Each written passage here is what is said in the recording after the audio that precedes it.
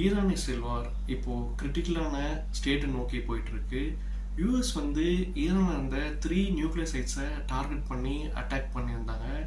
அதுக்கு ஈரான் வந்து இப்போ கட்டார்ல இருக்கிற யூஎஸோட மிலிட்ரி பேஸை டார்கெட் பண்ணி அடிச்சிருக்காங்க. அவங்க பேலஸ்டிக் மிசைல்ஸ் யூஸ் பண்ணி இந்த அட்டாக்கை வந்து பண்ணியிருக்காங்க.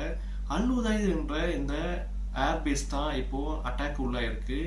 அதே மாதிரி பார்த்தீங்கன்னா பக்ரைன், யுஏஇ, குவைத் போன்ற நாடுகள் வந்து அவங்களோட ஏர் ஸ்பேஸை நேற்று மூடியிருந்தாங்க. ஈரான் வந்து இந்த அட்டாக் வந்து ஒரு கம்ப்ளீட் விக்டரி அப்படின்னு சொல்றாங்க. யூஎஸ் வந்து இப்போ சரி போதும்பா எல்லாத்தையும் நிறுத்திக்கலாம், ஒரு சீஸ்ஃபயர் கூப்பிட்டுருக்காங்க. ஆனா ஈரான் வந்து இன்னும் ஒரு சீஸ்ஃபயருக்கு ரெடியாகல போல தான் தெரியுது. ஸோ இந்த ஜியோ பொலிட்டிக்கல் கேம் போக போக தான் எப்படி போகுது அப்படின்னு நம்மளுக்கு தெரிய வரும். இப்போ இந்த கட்டாரில் நடந்த இதை ஸ்ட்ரைக்கை பாருங்க. الله اكبر تعال يا مدام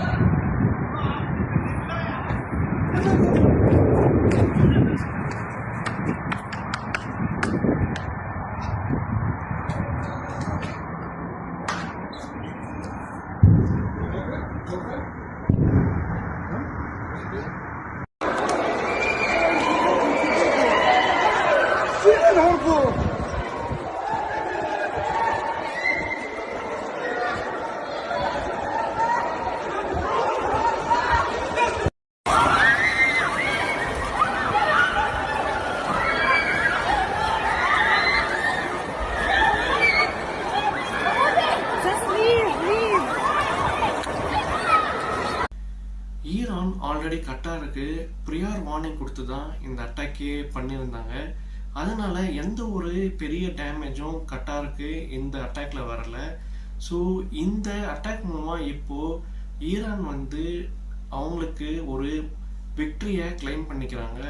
ஸோ அண்ட் ஆல்சோ யூஎஸ் வந்து சீஸ்ஃபயர் கேட்டிருக்காங்க. பொறுத்திருந்தா பார்க்கணும் ஈரான் வந்து இதை அக்செப்ட் பண்ணிப்பாங்கன்னு சொல்லிட்டு.